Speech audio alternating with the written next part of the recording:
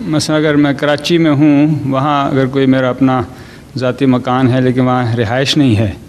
تو کیا وہاں پہ مجھے یہ کہتے ہیں کہ جائیداد جہاں پہ ہو وہاں جمع نہیں کرنی چاہیے؟ اگر آپ اپنے مکان میں ٹھہرتے ہیں جی تو پھر نہیں،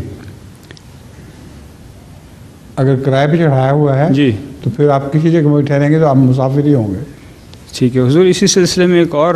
عرض ہے کہ ربوہ جو جہاں پہ قصر خلافت یا خلافت کا جو مقام ہے وہاں پہ ہم کہتے ہیں کہ جمع نہیں ہونی چاہیے،